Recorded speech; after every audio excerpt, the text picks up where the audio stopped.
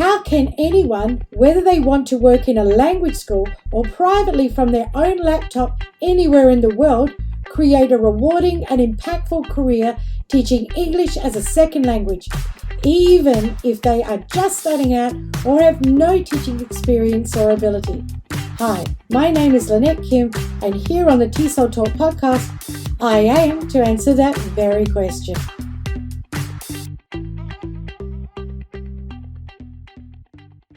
I was teaching English in a language institute on the Gold Coast a few years back, and I remember that there was this one particular student in my class. His name was Yusuke, and he was from Japan, and he was very quiet, very introverted. He wore very dark clothing, mostly black. He had hair over his face, the typical teenager look, although he would have been like perhaps 20 or 22. And he always hid his face. He wouldn't look at people. He'd come and shuffle into the class, sit down by himself, and he'd spend a lot of time in a notebook that he had, just sort of drawing or writing in between activities in the class. So I'd taken a bit of notice of this particular student and thought to myself, he really was so shy and he really felt like he didn't fit in. And this class was about intermediate level, so students had a 50-50. They understood what I was saying, 50% they could converse with me as a teacher and do their activities. That's what we call the intermediate level, 50-50. So in this class, there was probably about 16 or so students, and some of them were from Brazil. There were some from Colombia, so we had some nice South American feel in the classroom. There were other Japanese students, Korean, Chinese, and from a couple of other countries. So it was a really good multicultural mix of a class. But then we had this student, Yusuke, who was just so separated from everything. Now, I had this class in the daytime for the general English classes. They usually go for about 3 hours. And then in the afternoon, another teacher had some of the students from this class, and Yusuke in particular, in his conversation class that goes for an hour and a half after the lunch break. So I had a chat with this other teacher, and I just mentioned about Yusuke and what he'd noticed, and he said the same thing, that he was withdrawn and all the same. And so we decided together, let's do something about this. Let's help Yusuke come out of his shell and really get the most out of his experience in Australia and his learning potential. So we devised a plan to help Yusuke to come out of his shell. So what we did, like in my particular class, in the mornings, I would, if I needed something written on the board, because I love to get students to do as much as possible, I would call up Yusuke and we'd get him to write on the board. And he had beautiful handwriting. He actually, we found out later, did calligraphy. So he would come up and he would write stuff, and I'd be like, oh my goodness. And I'd say to the class, look at that. And everyone was like, wow, look at that. And, little bit by little bit, you could see him like take pride in these things. Now, I'm a big believer when you teach to play games. So I always did things like split the class into 2 teams. And for the week, we'd have one team, they'd name themselves against the other team. And the class would get points by how many correct answers their team got. Games that we'd played. So we'd do backs to the board, Pictionary, all these sorts of things. And then they'd have to do things in teams and get points for their class. If students were, did anything that was sort of against the rules, like talking in their own language or something, or using their mobile phones, to chat during lesson, then the team could lose points. So at the end of the week, what would happen is I'd have a prize, like I'd have some Tim Tam biscuits or some treats or something, because students love to get treats, and the winning team would get those treats, and they'd always share them with the losing team, but it's all about the win, so they would enjoy that. So I would make sure that Yusuke was always picked as head of the team. So then it was up to him to pick the other team members, because we'd have 2 people come up the front. They were the leaders of the teams, and then they'd pick their team members, because you don't want to just pick sides of the room. You want to mix the class up as much as possible and keep mixing it up. So I would do this sort of thing. So it put Yusuke into the spotlight a little bit, where it would be impolite not to do it, and it was within his cultural bounds to feel comfortable to do that. So I'd do that. Also, it's interesting because when you've got South American students in your class, they are very people-oriented and they're very smart. And these students started to pick up that I was praising Yusuke. I was trying to draw him out more.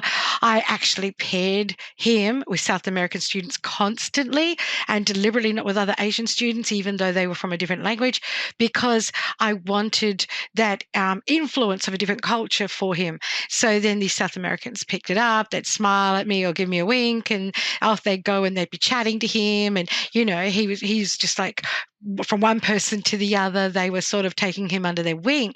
So bit by bit, week by week, this student started to really come out of his shell, and he started to dress a little differently.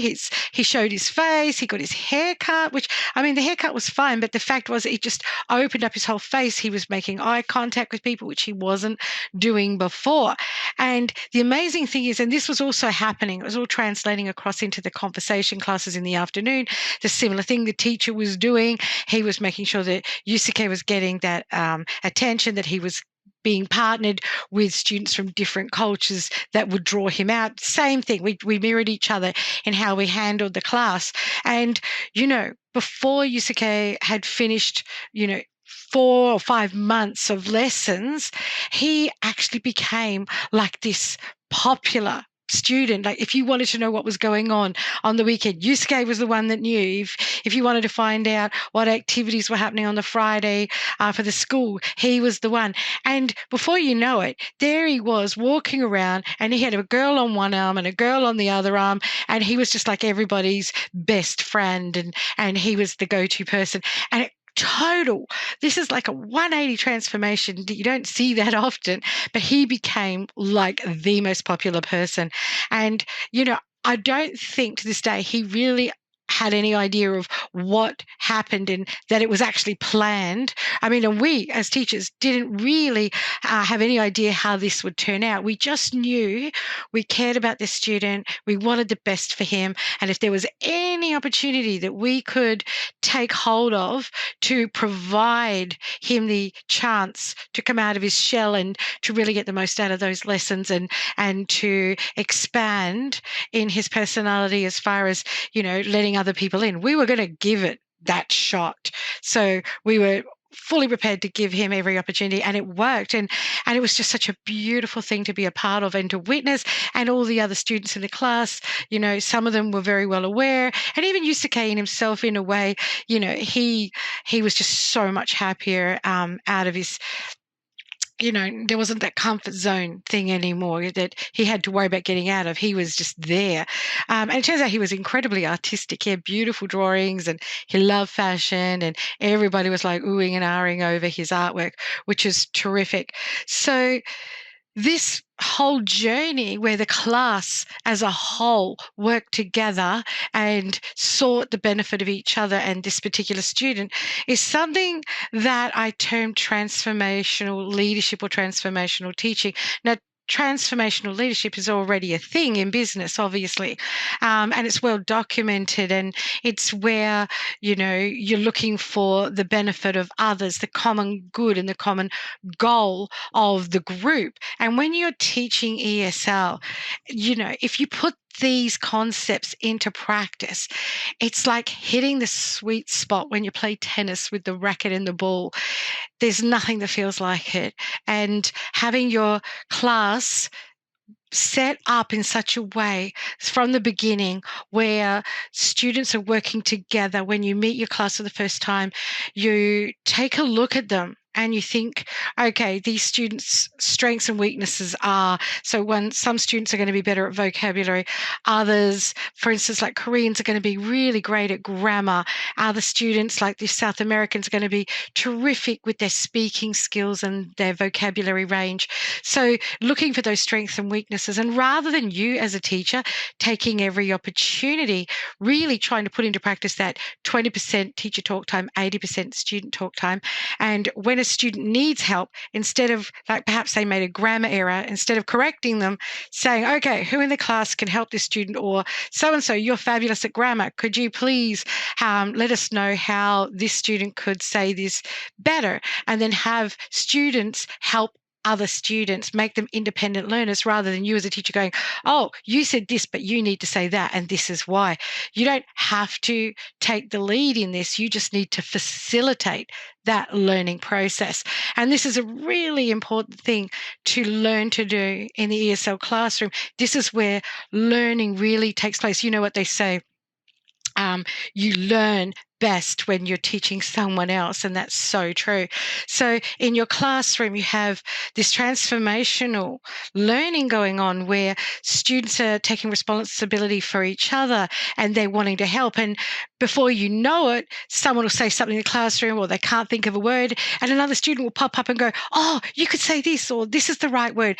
And they'll be helping each other. They'll be each other's thesauruses, for goodness sake. And that's a beautiful thing to sit back and witness. And then you'll have students helping each other, correcting each other, and they will have a genuine sense of purpose and contribution within the classroom. And you'll find that they don't want to miss class now, because they feel like, oh, if I'm in the class, I know these particular students might need my help. I can do this and I can help with that. So they have a sense of duty to the classroom, and other students will feel like they all work together as a team and they don't want to let their team down.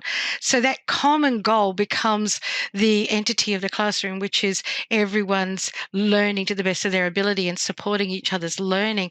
Having that as your common goal for the classroom, this is where that transformational leadership or teaching in the classroom comes in. So this will actually take on a life of its own, and students will take responsibility not only for their own learning, but for the learning of others. And once you have this in the classroom, and this isn't something that's taught ordinarily in TESOL courses. I've read numerous TESOL courses and I've never, ever come across it once. And it's actually the reason that I put it into our international TESOL courses deliberately, because it is such an amazing thing to witness. And ESL teaching is all about 20% teacher talk time and 80% student talk time. How are you going to get that unless you have independent learners that are supporting each other's learning? Otherwise, as a teacher, you're going to be talking at least 50%. So this is such an amazing, the classroom will become a living organism of its own. It'll take on its own life. I mean, I can't count the amount of times that when I was teaching, I would have the academic manager coming in because the class was a little noisy, and there would be a student writing on the board asking questions to the rest of the class, and the academic manager would look around the room going, where's the teacher? And I'd be in the corner at the back of the room somewhere and just sort of directing things but keeping out of the way a little bit, and they'd be like, oh, there's the teacher, and I'd be up the back, and he would be looking at me going, and he'd smile. He knew what was going on, obviously, but this is the thing. And so your job as a teacher isn't necessarily to stand out the front and to stand out. It's actually to facilitate that learning, and using these concepts of transformational leadership in the classroom is the way, that the vehicle in which you can steer where that classroom goes without actually having to drive it yourself. You allow the students to be independent learners and drive it for each other.